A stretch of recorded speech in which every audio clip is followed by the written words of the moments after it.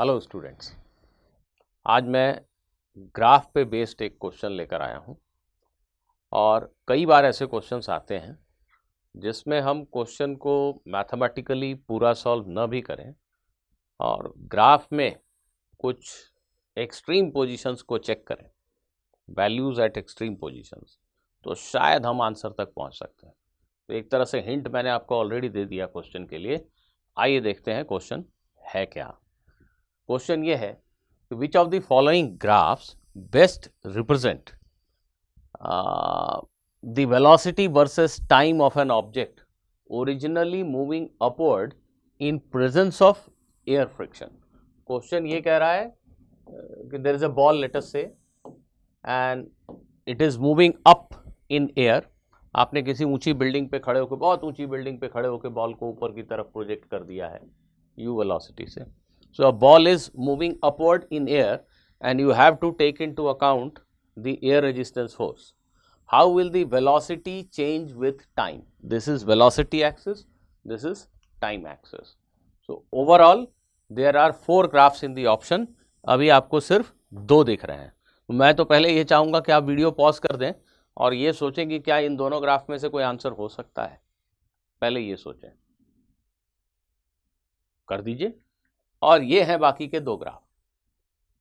अब क्या आप अपने आंसर को बदलना चाहोगे?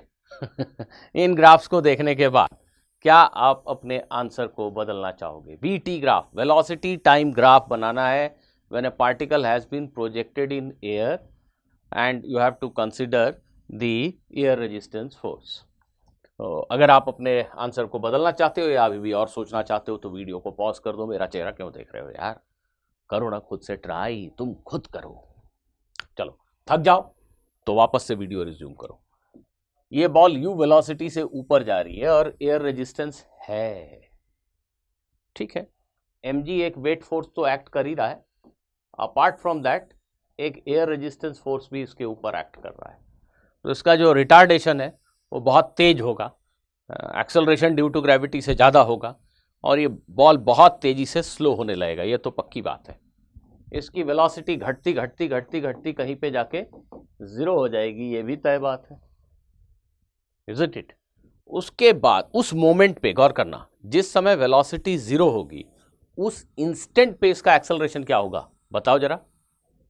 जिस समय वेलोसिटी 0 हुई उस समय एक्सेलरेशन क्या है? क्या है एक्सेलरेशन? वेलोसिटी 0 है, dv/dt 0 है, एक्सेलरेशन 0 है, ऐसा नहीं नहीं नहीं नहीं। अगर v 0 है तो ये जरूरी नहीं कि dv/dt भी 0 हो। उस समय हाँ, एयर रेजिस्टेंस फोर्स बॉल के ऊपर नहीं लग रहा क्योंकि वो स्टेशनरी हो गया, पर वेट तो एक्ट कर ही रहा है ना बेटा। तो एक्सेलरेशन ड्यू टू ग्रेविटी जो होती है 9.8 या 10 जो भी बोलो, 9.8 मीटर पर सेकेंड स्क्वायर, वही उस बॉल का एक्सेलरेशन होगा उस पॉइंट पे जब उसकी वेलोसिटी 0 हो गई। जब वेलोसिटी 0 है तो एक्सेलरेशन g है। इसके बाद ये बॉल एक्सेलरेशन की वजह से नीचे की तरफ गिरना शुरू करेगा, इसकी स्पीड फिर से बढ़ने लगेगी और जैसे जैसे स्पीड बढ़ेगी एयर रेजिस्टेंस फोर्स जो इस बार अब अपवर्ड डायरेक्शन में होगा अगेंस्ट द मोशन, वो बढ़ने लगेगा। एयर रेजिस्टेंस फोर्स बढ़ने लगा, mg है, एयर रेजिस्टेंस भी है, अभी भी बॉल एक्सेलरेट करेगा, स्पीड अप होगा, लेकिन स्पीड बढ़ने की रफ्तार थोड़ी कम हो जाएगी। क्यों? क्योंकि जो नेट एक्सेलरेशन है वो g से कम हो गया ना। शुरुआत में वेलोसिटी बहुत तेजी से बदलेगी, पर थोड़ी देर के बाद वेलोसिटी में बदलाव जो है वो स्लो रेट से होगा, एक्सेलरेशन कम होने लगेगा। आप सभी ने, जिसने फ्लूइड मैकेनिक्स में विस्कोसिटी चैप्टर में टर्मिनल स्पीड का कॉन्सेप्ट पढ़ा है, वो सभी जानते हैं कि ये बॉल इवेंचुअली एक टर्मिनल स्पीड को अटेन कर लेगा। क्या होता जा रहा है? एयर रेजिस्टेंस फोर्स वेलोसिटी बढ़ने के साथ साथ बढ़ती चली जा रही है। mg तो फिक्स्ड है, वेलोसिटी बढ़ने से ये एयर रेजिस्टेंस फोर्स बढ़ता चला जा रहा है। एक पॉइंट ऐसा आएगा जब ये एयर रेजिस्टेंस फोर्स mg के इक्वल हो जाएगा। दैट मीन्स बॉल के ऊपर नेट फोर्स 0 हो जाएगा, उसका एक्सेलरेशन 0 हो जाएगा। इसके बाद बॉल कांस्टेंट स्पीड से चलता रहेगा। तो फाइनली बॉल एक कांस्टेंट स्पीड से चलेगा इन डाउनवर्ड डायरेक्शन। मतलब ग्राफ में अगर हम वेलोसिटी को अपवर्ड डायरेक्शन में पॉजिटिव लेते हैं तो डाउनवर्ड वेलोसिटी को निगेटिव लेना पड़ेगा। और टॉप पॉइंट पे जब बॉल है तो उसका एक्सेलरेशन क्या है? g के बराबर, इजंट इट? चलिए देखते हैं हमारे इन ग्राफ्स में कौन सा ग्राफ ये कह रहा है। ये ग्राफ गलत क्यों है? क्योंकि इसमें बताया जा रहा है कि after a long time the velocity will become zero. Velocity will not become zero, velocity will become constant after a long time. The constant value will not be zero. How can ball come at rest? No, that is not possible. So obviously final velocity cannot be zero, because while falling down, when the velocity is decreasing, this air resistance when velocity is increasing, this air resistance force is increasing. At a point it becomes equal to mg. After that velocity will remain constant, it will not become zero, right? So this graph does not appear to be correct. इसमें दिखाया गया है कि एकदम linear fashion में velocity बदलेगी time के साथ, which is just not true, because the force, the air resistance force increases with increase in speed.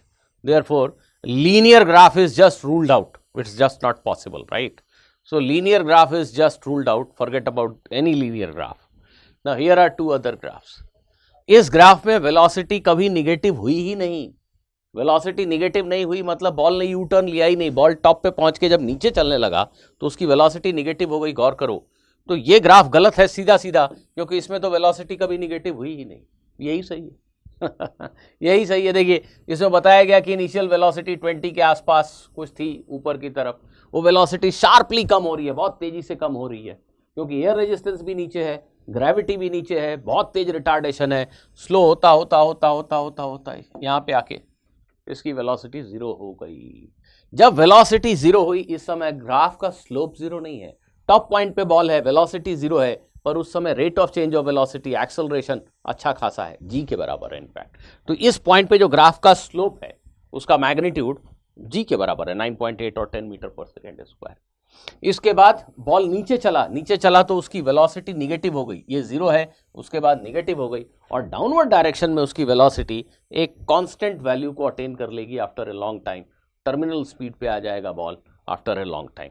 Therefore this graph is the correct graph. तो हम सिंपली अगर ये समझते हैं कि बॉल के पास एक टर्मिनल वेलोसिटी होगी अल्टीमेटली, तो उतना देख के ही हम इसको टिक कर देंगे, और ये समझ होनी चाहिए कि वेलोसिटी ऊपर जाते समय अगर पॉजिटिव लिया है तो नीचे आते समय निगेटिव होगा, इसलिए ये गलत है और ये सही है। तो बहुत आसानी से हम इस क्वेश्चन को सॉल्व कर सकते हैं अगर दिए गए चारों ग्राफ को केयरफुली ऑब्जर्व किया जाए। कई बार ऐसे क्वेश्चन कॉम्पिटिटिव एग्जाम में आते हैं। तो ये था आज का हमारा क्वेश्चन, आशा है आपको समझ में आई, और मिलते हैं अगले वीडियो में एक नए क्वेश्चन के साथ। Bye bye.